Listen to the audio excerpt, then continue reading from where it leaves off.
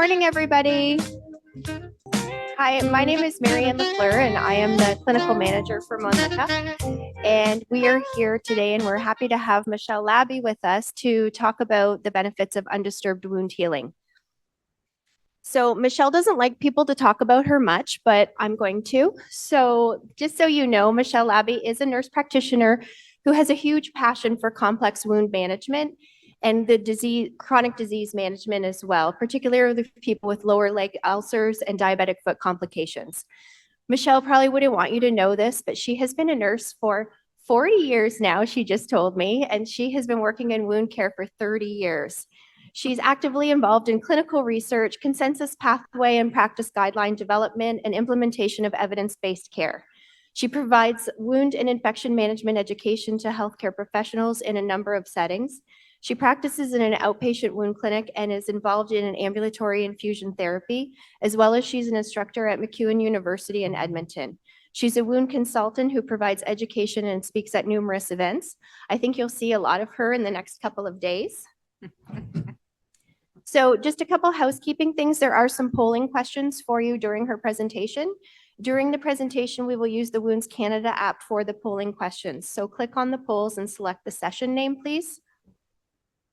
There's also going to be, if you use Mentimeter, there will be a code visible on the screen when it comes up for you to input. There's a QR code. And there's a QR code as well. For your virtual audience, please input any questions into the Zoom Q&A. And for our in-person audience, if you have questions, please hold them to the end of the presentation, and then we encourage you to come up to the mics and ask your questions of Michelle. And without further ado, here's Michelle. Thank you very much. Thanks, Marianne.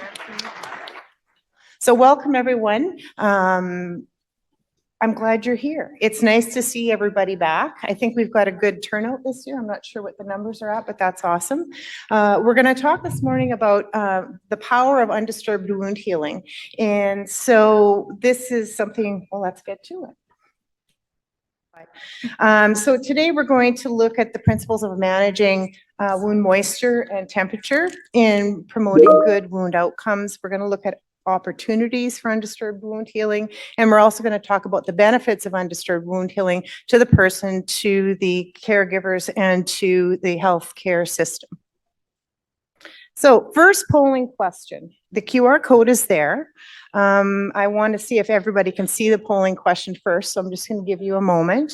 But what I would like to know to get us to know who's here and to know each other a bit is, where is your primary area of practice? Oh, there we go. Isn't that cool? You may have already had this question this morning, so I'm not sure.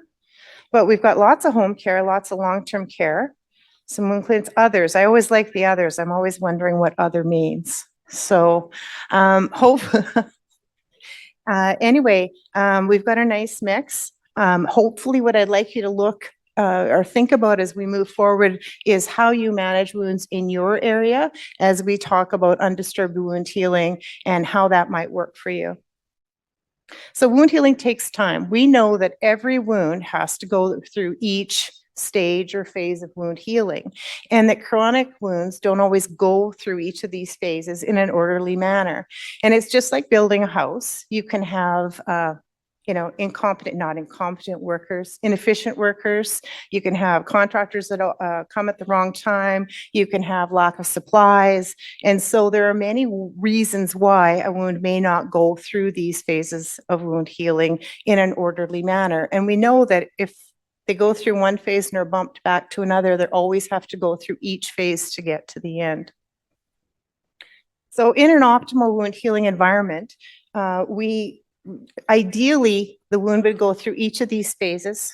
Sorry, I'm crinkling paper. Go through each of these phases undisturbed. We know that doesn't always happen, but temperature must remain stable. We know that wounds require a certain temperature to optimally heal, and that's between 35 and 37 degrees Celsius, that they have to be moist, but not too wet, not too dry. I always think of Goldilocks, not too wet, not too dry, just right. And I figured out why Mama Bear's porridge is always cold. Right? Baby bear gets served first. No, Papa bear gets served first, baby bear gets second, and mom's always last, right?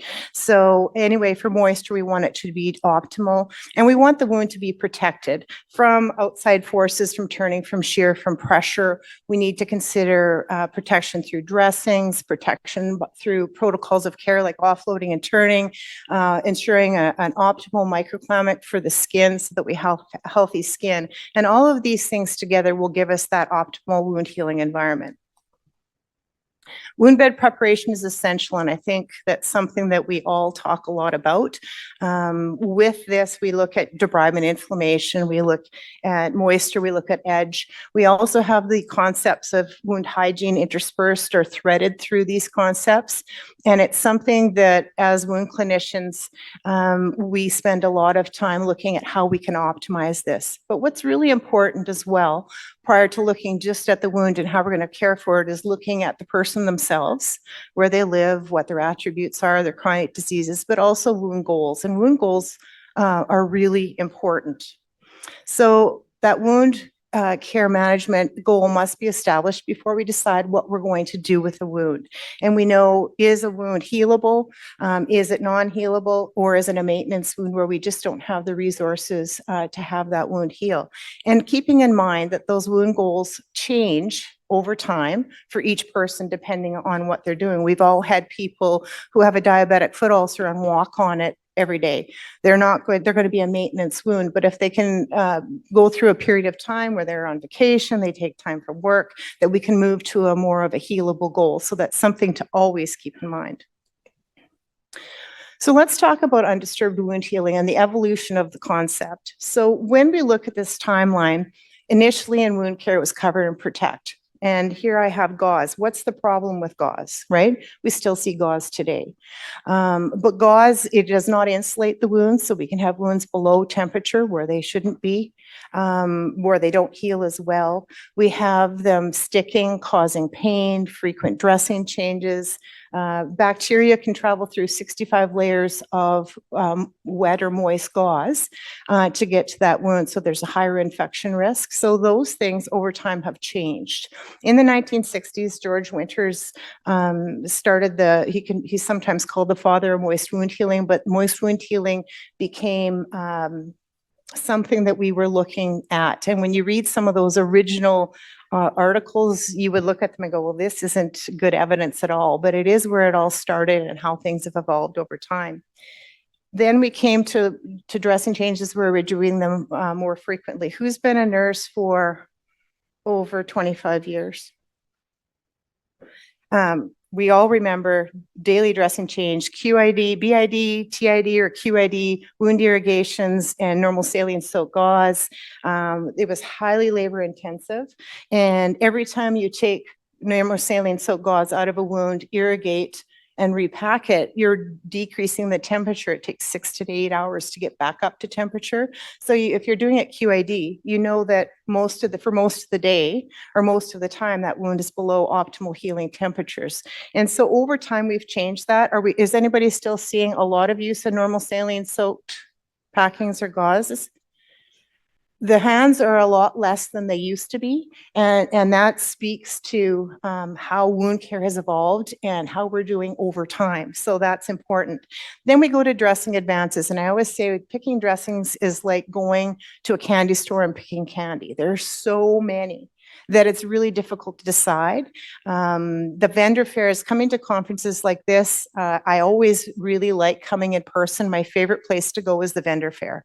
Look at what's new, ask questions, talk to industry, figure out what I'm using works, how I can use it differently, and all of those sorts of things. If you're attending virtually, make sure to go to the vendor fair online, because there's a little virtual room you can go to and have a look as well. But it's one of my favorite things to do is try new products. That's how we know what works, what doesn't work, and how things are. And our vendor partners are really important in us learning how new dressings work and how we go. We need to be conscious consumers as well. And then we evolved, and undisturbed wound healing has become something that we've accepted and we do more of. I'm not saying it's the standard across all wounds, but it certainly is. We leave dressings much longer than we used to. So my first experience with undisturbed wound healing was back in the 90s, and I had just come from acute care into home care. And we had used a hydrofiber and a Meplex border, and we had left it for a week on a dehisced appy. This was a young, healthy young fellow. And when we took it, very nervous to leave it there. When we took it off, it was healing beautifully. And I was very nervous and very uncomfortable with that. And I think that that is one of the reasons why we are afraid to leave, we don't leave dressings, is we're afraid to. But at that time, I found it to be quite amazing. And I actually asked, because I was trying to figure out when that was. And I found when I asked Mölnlycke when did Meplex border come out? It was 25 years ago, right? It's hard to believe it's been around 25 years. I couldn't be that old, but it's true. So another polling question for you. In a few words, what does undisturbed wound healing mean to you? And I'm hoping these fly up on the screen. Better outcomes, less pain, don't peak. That's a good one, don't peak. Only when necessary, faster results. Letting it do its thing. Best dressing for longest wear time. Patience. Yes, we always want to peak. Right, that's awesome.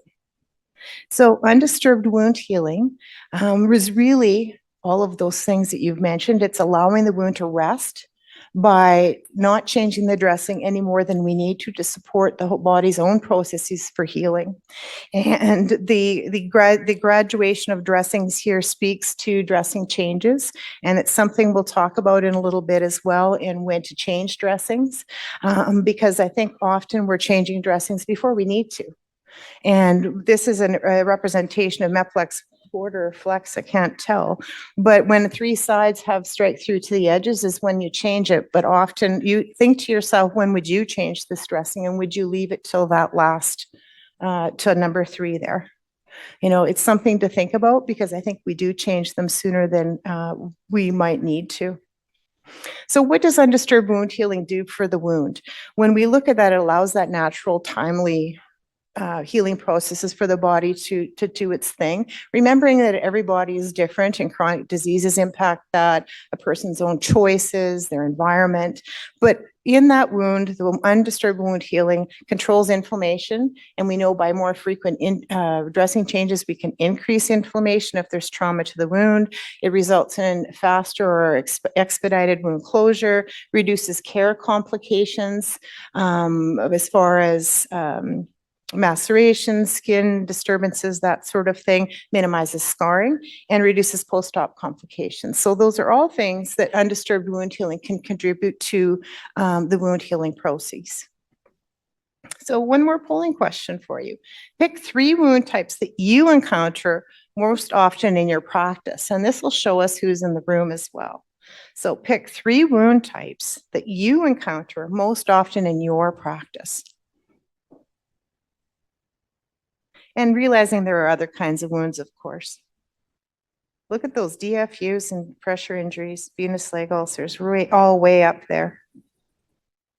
So the 3 most common types: diabetic foot ulcers, venous leg ulcers, and pressure injuries. Of course, we have all different kinds of wounds. If you're working in acute care, you may see different kinds of wounds if you're working surgical or what have you. All right. So think about the kinds of wounds that you see and what you do with regards to wound management and dressing protocols and dressing changes now. So we need 4, did I go 2? I just got to go back and see. No, I didn't. So with undisturbed wound healing, we need to choose the right person, the right patient, the right situation for wound healing, and the right wound. We need to really understand why the wound is there, what the cause of the wound is, what the wound history is, and what the wound goal is. And I can't emphasize enough looking at those aspects and looking at the wound goal. We need to balance those optimized wound outcomes with what the person themselves needs, because every person needs something different. We can't have a blanket prescription for wound care for every person. It doesn't work that way, and we know that. We need to consider access to providers, whether a person lives rurally, whether they're able to come in, whether whether they're unhoused. I learned they're not homeless. They're the unhoused now. I learned that one not just recently. But we really need to look at those things, their ability for self-care. Some people are very independent, others not. And we saw such great complication following COVID when people were required to take care of their own wounds and they weren't able to. And then considering bacterial load and infection. And certainly that's something we need to choose very interactive and different processes of care when we have concerns with regards to things like biofilm and infection. So what is the current state of dressing wear time? How often do we change dressings, and what is the length of time a dressing is serving its purpose? So another polling question for you. How often do you typically change wound dressings in general in your practice? So this will really depend on where you're working as well, and whether you are prescribed protocols of care or whether you decide your own. We have a lot of home care here, so that would be doing a lot of, I'm assuming, protocols that are developed by the healthcare providers that are providing the care. Where if you worked in acute care, you may work where a doctor's ordering daily dressing change. Right? So it really depends on where you work, but I'm going to challenge you to look at that a little further. So this is a study that was done in 2000 and I think it was 19, yes. And this was a study that looked at understanding undisturbed wound healing practices. And so there was an online survey that was done, and this is one of the components of this survey that looked at typical dressing wear time. So you can see that the wound types go from acute wounds to chronic wounds. There's many different there, and that there's also infected and non-infected wounds.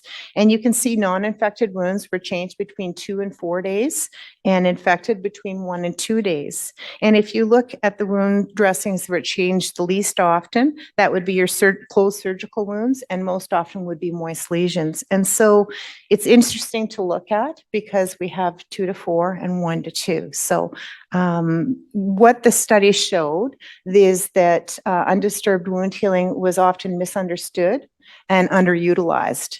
And so this was something that was looked at and something that we then look further into. So what's the purpose of a dressing? Right? It promotes that moist wound environment.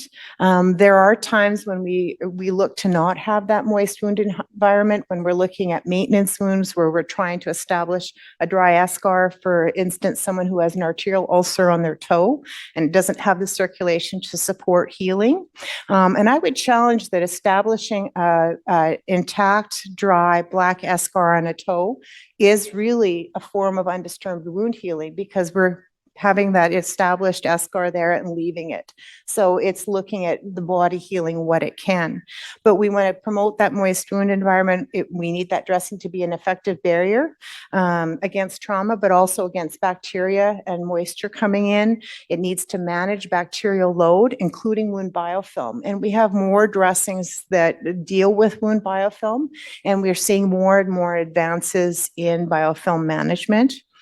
That dressing has to absorb and transfer exudate away from the wound and up into the dressing so that we're preventing pooling of exudate in the wound, preventing maceration or helping to prevent maceration. We need to minimize wound and peri-wound trauma because we know that we're not just dealing with the wound, we deal with the skin around. And if we think about wound hygiene, we're looking at 10 to 20 centimeters around the wound. So not just looking at the wound, looking at the larger picture.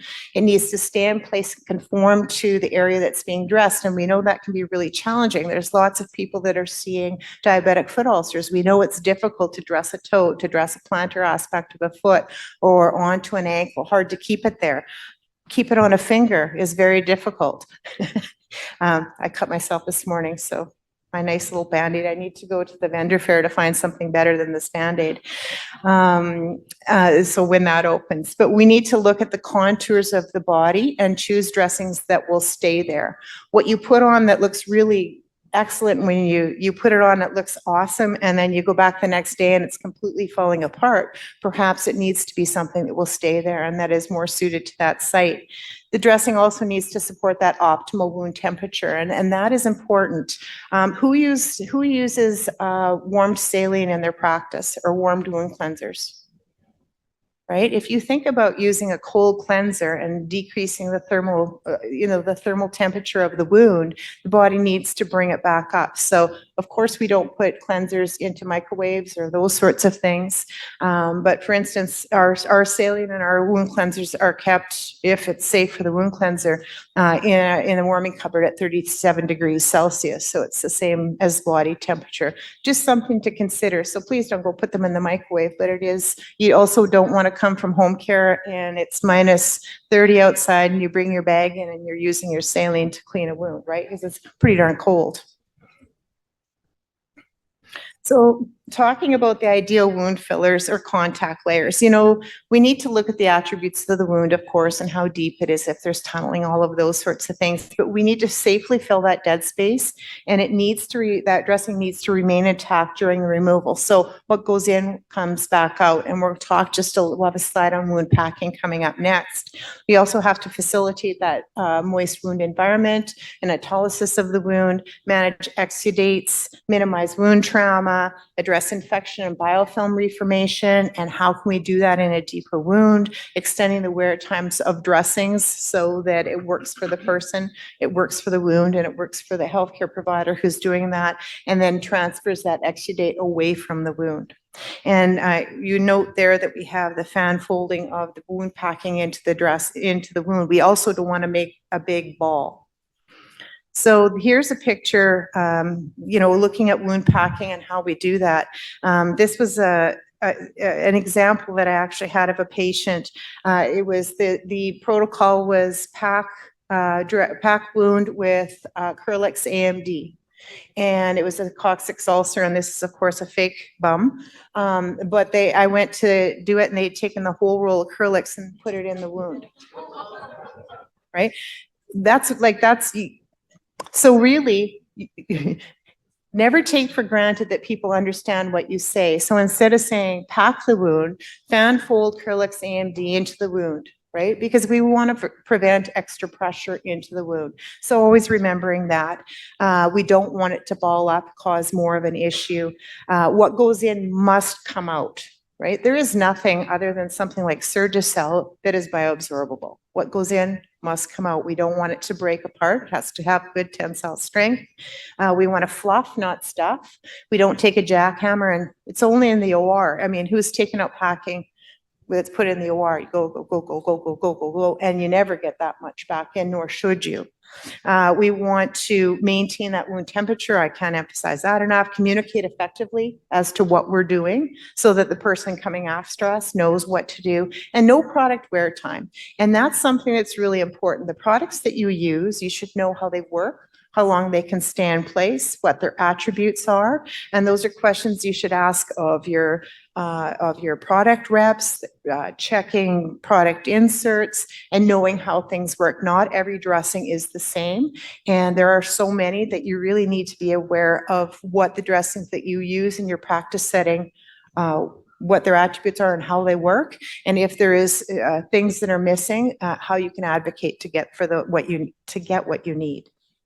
We also want to select dressing adhesives with caution, and I like this picture. I've used it a lot because who's seen people taped like that? And then it's great when you put it on, but how do you get it off, right? And again, it's looking at that peri-wound health, using achromatic dressings, like silicone dressings for placement of dressings. Be aware of how much adhesive you need because we want to secure dressings as safely, as comfortably to maintain that dressing as long as we need to, and finding balance in that. And consider using skin protectants underneath. And it's always my thing. This is a question. Do you use things like Cavalon No Sting or any of those sorts of things under Safe Tack? No, you do not.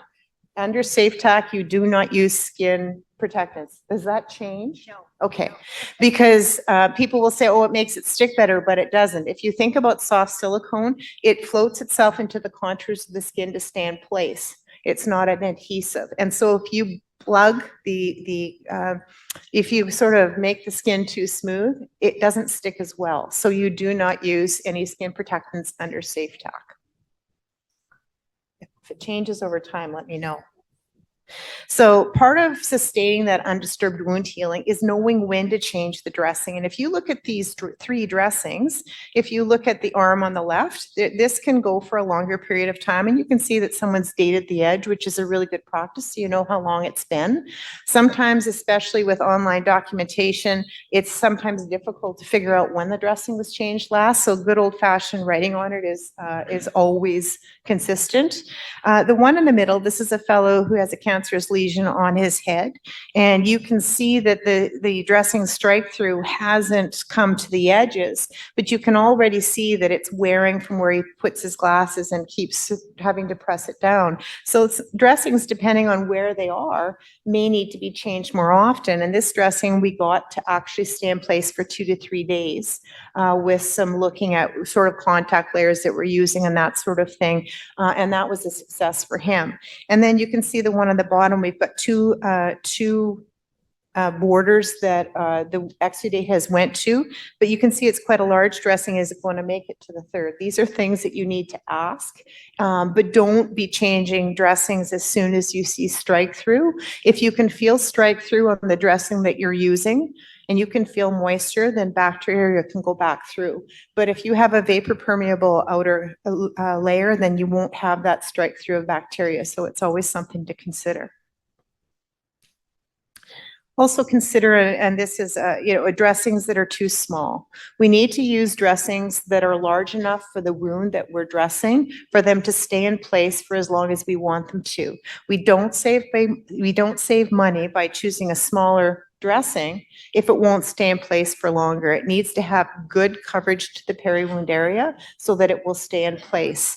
And the wound, particularly with a foam dressing like a Meplex, should never be more than 2/3 of the size of the foam itself. So we should use larger sizes. And if we have any peri-wound concerns like we do here, you can see that there's a lot of scar tissue. We may want to choose a larger dressing to also support those maturing scar tissues. So polling question. Undisturbed wound healing can only be used once the wound is clean and granulating. Undisturbed wound healing can only be used once the wound is clean and granulating. So we have an overwhelming, this is fiction. It is not true. You can use undisturbed wound healing when there is slough and wound garbage. So when we're going to look at some wound types, and we're going to see talk about undisturbed wound healing. Think about how often you might change these dressings currently in your practice. Think of questions to ask when we're at the end. So when we're looking at pressure injuries, we know that we always have to address the reason why the pressure injury exists. We have to look at shear, friction, moisture, offloading, repositioning, all of those things. And prevention is absolutely foundational. We know that. So here we have an example of a pressure ulcer on a hip with a sinus. We have dressings that we use prophylactically for pressure injury prevention or to help with pressure injury prevention, remembering that a dressing won't always just prevent a pressure injury without other standards of care also employed. So when we look at this fellow, this is a young fellow who's paraplegic. He's got a deep wound on his hip, in fact, being treated for an osteomyelitis. Very, very active. He plays sled hockey. He drives a tractor. He's very, very independent. He quads. And so when we look at how we're going to dress all of these wounds and we look at undisturbed wound healing, the wound on his hip, we're going to, pack something into that sinus and then cover, but we also have to look at his ankles and manage those as well. They may be at similar dressing change times, or they may be different dressing change times depending on his activity. But we also have to consider pressure injury prevention on other bony prominences. And so when we look at pressure injuries, we have to look not just at the wound, but at prevention of that wound getting worse, or looking at other areas as well. So this is an example of a fellow. He was in his 50s at the time. He had a pressure injury, as you can see, a large one. He was HIV positive. He was very, very lean and malnourished, so addressed that. But he worked full-time as a forklift operator. So can we use undisturbed wound healing on a wound like this? No, this is going to require frequent care. And so his care was home support aides would go in the morning. He'd shower, they'd put dressing on, Curlex AMD, cover dressing, send him to work. They would come in the evening and do it. And over time, this closed, as you can see, but it took a much longer time. So we really need to look at the person individually as to what we can do and, looking at how we can promote healing outcomes the best that we can. So traumatic wounds, often traumatic wounds, if you think about a fingernail avulsion, if you think about skin tears, can be very painful for people. So we want to decrease the pain at dressing changes. We want to manage that exudate. This is where we can choose contact layers that may prevent some of that the pain. We can choose antimicrobial dressings that will also extend wear times by managing biofilm and the bacterial load in the wound during dressing or between dressing changes.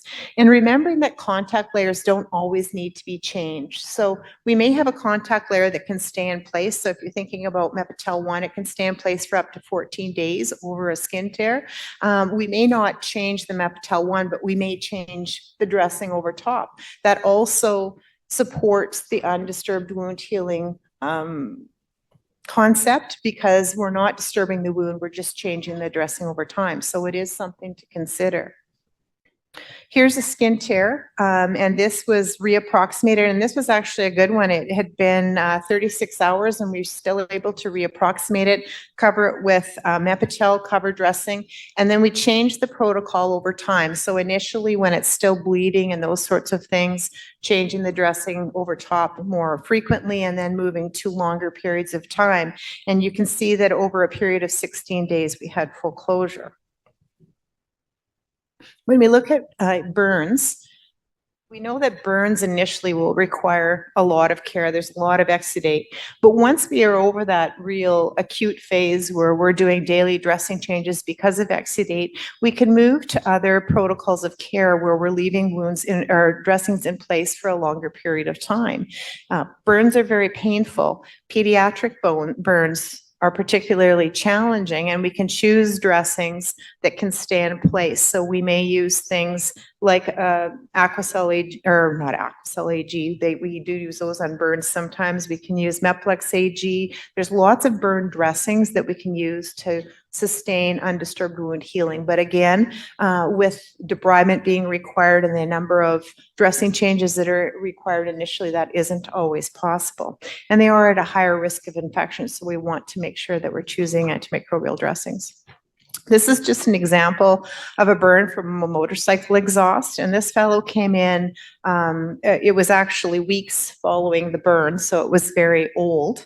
And so after initial sharp debridement, we just started doing autolytic debridement and undisturbed wound healing, taking the dressing off and debriding it in between. And you can see over the course of 14 weeks, it took a long time that it did come about. But this also was because the fellow couldn't come to us every day. He couldn't come every 3 days. He was coming only weekly. And so you have to decide on different protocols, and people will say, I'm not going to the burn clinic. They'll say, I'm not doing this. So you have to choose a protocol that works for the person, because if we don't have the person engaged in their wound management plan, we're not going to have good outcomes. Our outcomes aren't always their outcomes. Our plans aren't theirs. They don't listen, right?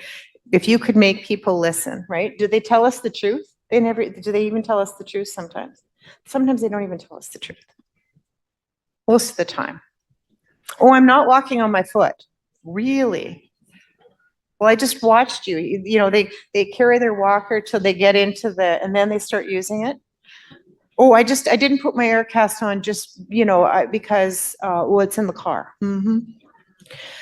So anyway, after 40 years, I think many of us get a little, it's like, yeah, tell me another one. The body doesn't lie. What comes out of your mouth isn't translating to what's on your body. So undisturbed wound healing and surgical incisions. I think who does surgical stuff? And you see them at home, coming home after, of course, but often we're using post-op dressings that are placed in the OR. I think we're seeing more of those, particularly for certain kinds of orthopedic procedures, C-sections. I shouldn't say C-sections. Those sorts of things. But we're seeing those, and when they're coming home, we're removing post-op dressings. But you know, they manage exudate, they have that bacterial barrier, and they protect they should protect that peri-wound skin. When I worked surgery, I mean, we just used massive amounts of tape, massive. And they'd come back with pressure dressings on with that elastoplast, that stretchy elastoplast, and they were just full of blisters. I think there's many of us who remember that. I don't think we see that quite as much as we used to. I hope not. So here's an example of post-op dressings, particularly over joints and things like that. Then we can have good stabilization of the tissues around as well. Dehisced surgical incisions, again, that moist wound environment, we need to look at bacterial load, we need to look at infection, is it being treated, how does it need to be treated, do we use an antimicrobial adjunct to that, looking at autolytic debridement of non-viable skin, looking at do you have access to debridement, conservative sharp debridement, mechanical debridement, what kind of debridement can be performed, decreasing wound pain and frequency, and peri-wound management and support. And these are the kind of wounds when they're in the hospital, they're doing every day, right? They come home to home care, and then what do? Much less frequent. And that's very effective. This is this is a post-op wound dehiscence after umbilical hernia. But we've all seen these people where they have these wounds for such a long time, and they're very difficult to bring to closure. Right? So you end up with this very fragile skin. And this is an example where we really need to choose the right size of dressings to stabilize the tissues around and to protect them.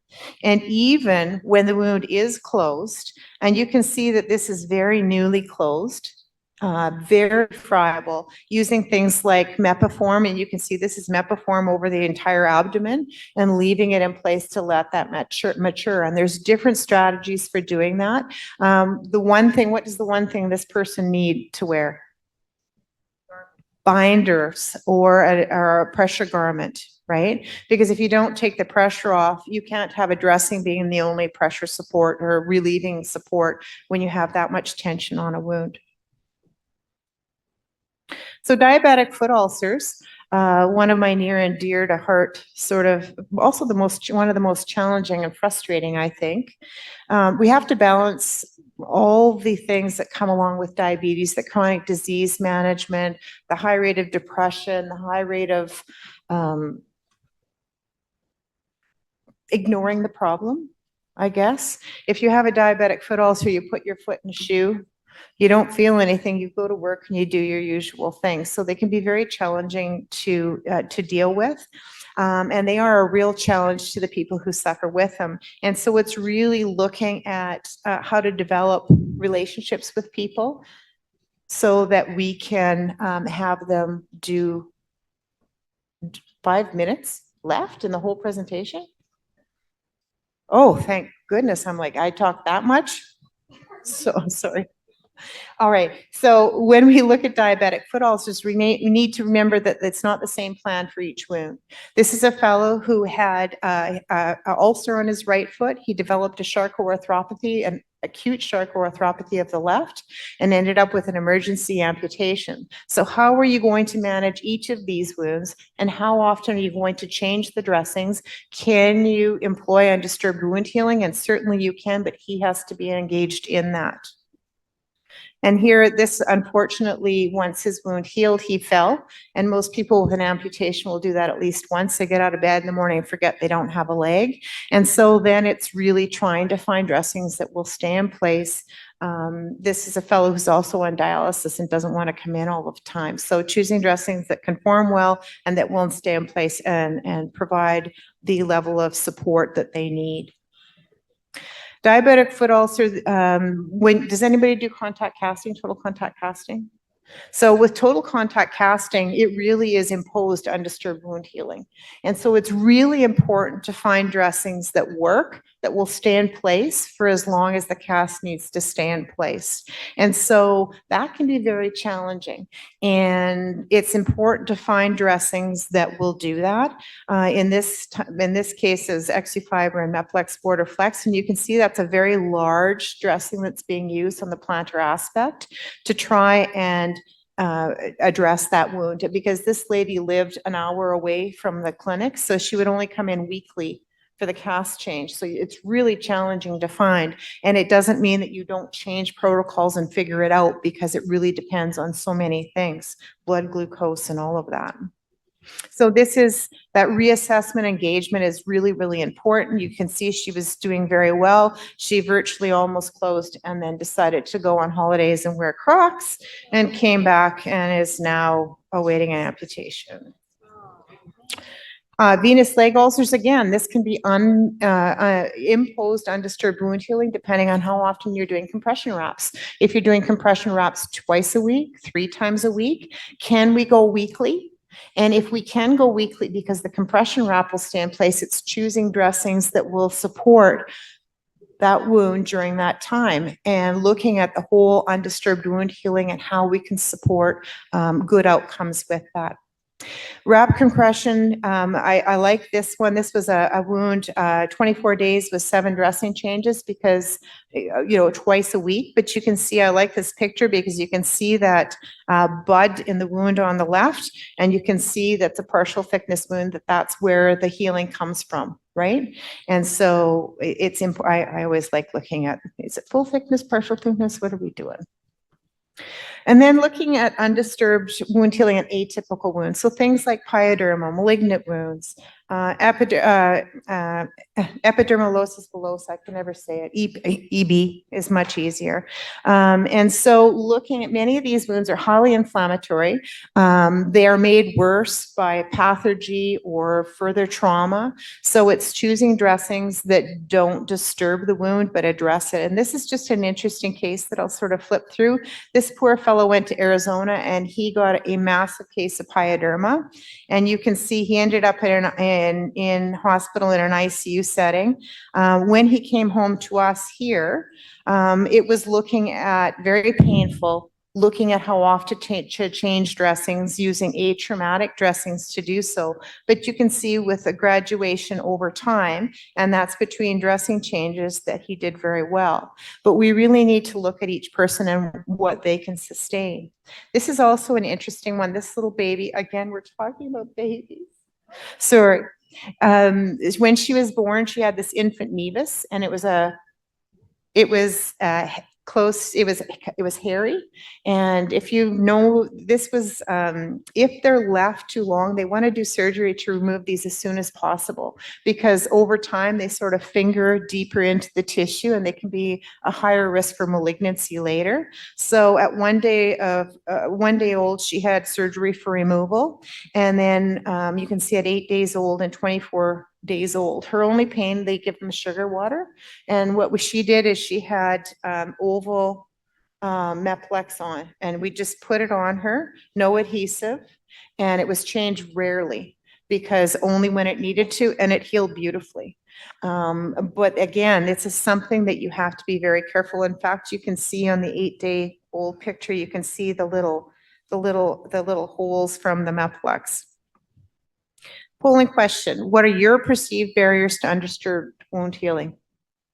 It appears like laziness. Yeah, you're not doing good care if you don't do it every day, right?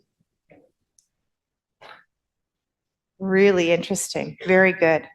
Fear, compliance, client buy-in, staff education, knowledge, yes. Wanting to check.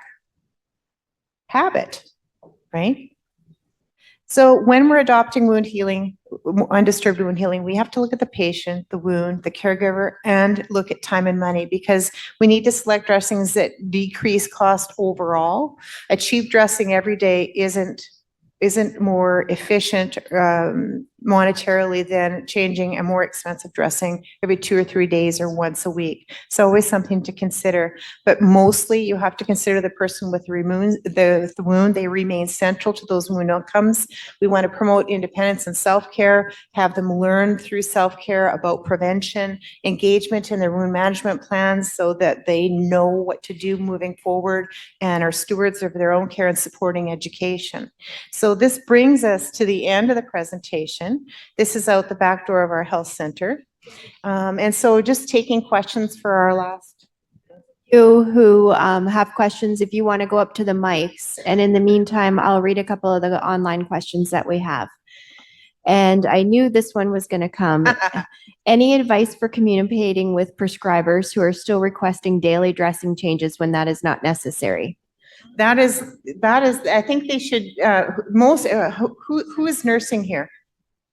Okay. I think in nursing school, we should get a how to deal with other healthcare providers and specifically prescribers that are ordering things that they don't really know what they're ordering, right?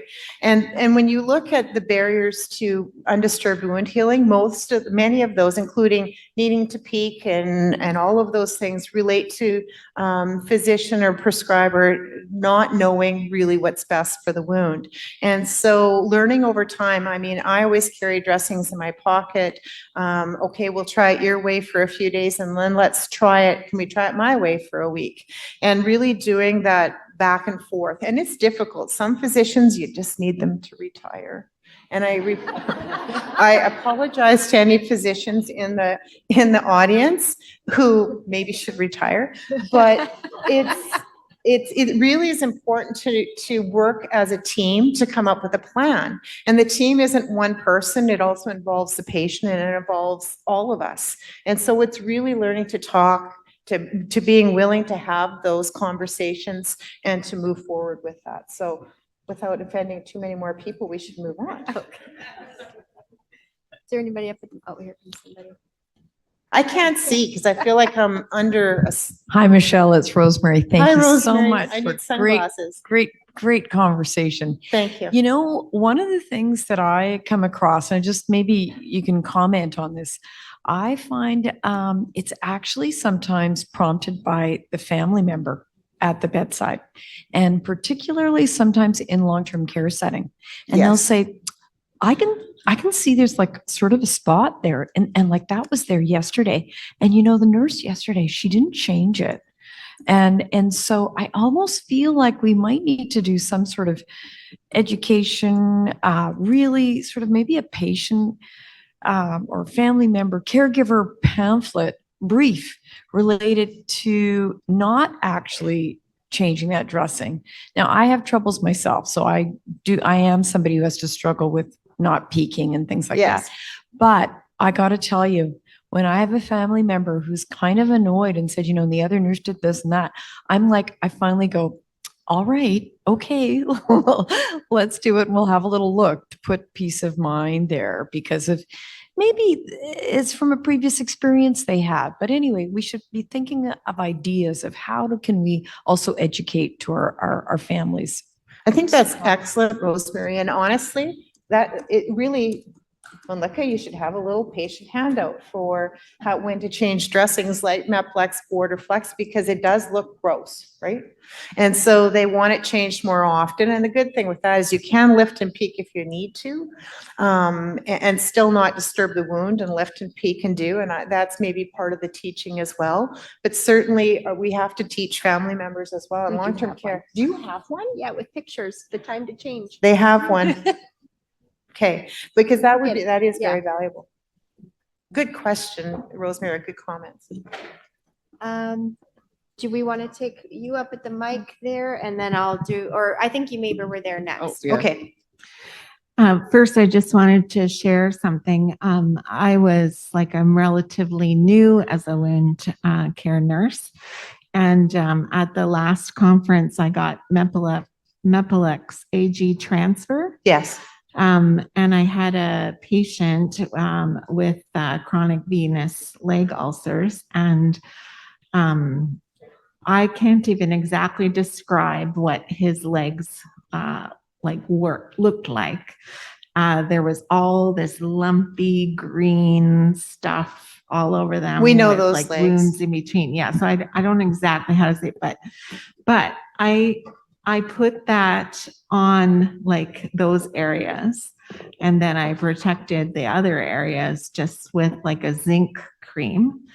And I covered it up. I told him it can stay on. Now it said it could stay on for 14 days. I didn't have the guts to do that, but I said it could stay on for 7 days. And I was terrified really that like I was gonna be wrong. And I shared it with someone else who said, oh, I can't like leave it, like who'd been doing it a lot longer. I can't leave it on, but I did. And when but before I put that on, I did try to debride some Yep. of that, and it would just bleed. So I just thought, forget it. So I applied that, left it for the 7 days, and I couldn't believe it. Neither could he. When I took it off, I could just wipe off all that. Got like it had softened up, and it was still like that greeny yellow, but what was hard and lumpy and really weird looking before, now I could just wipe off. And like it progressed like really, really well. So that was cool. Well, and I think that's really important is, we need to try things. Sometimes it's effective, sometimes partially effective, but if we need to try things, and sometimes we're very surprised by the outcomes we can achieve.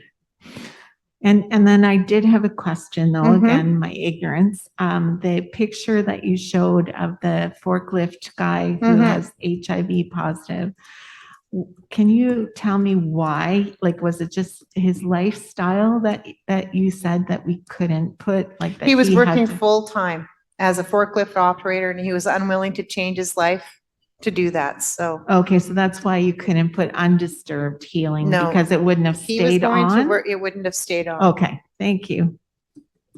We've got closing in 1 minute, so we have time for one more question. Let's take that one. Hi, my name is Tara.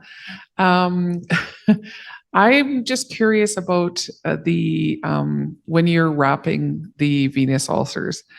I've been fortunate enough in my career to see actually one person who's been compliant when you have to wrap, because most of the time when you have to wrap, especially the person that came in, the legs were 3 times the size, plus they had the ulcers.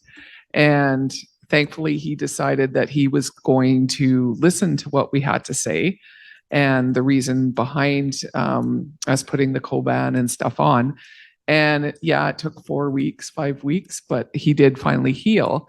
But my question is, how do we get people to get on board with that? Because every time we've tried using like a Coban or anything like wrapping wise, the people always push it down or they take it off and it's uncomfortable. So I'm wondering if you have any tricks of Well, the and trade. honestly, and I think a lot of people would agree, sometimes you have to start low and slow. So you start with things like single layer of tuba grip, double layer of tuba grip, then slowly moving up to Coban light, then going to Coban regular, and it being very slow. And I think it requires a lot of patient support, a lot of education, a lot of repeating the same thing. Remember, when you're teaching someone, they only retain about 20% of what they hear, and you'll probably only remember one good thing about this talk. Right? But it's important to reinforce that. Sometimes you never can, but I think establishing that relationship, and so part of the challenge is they see so many different people that they don't establish that relationship.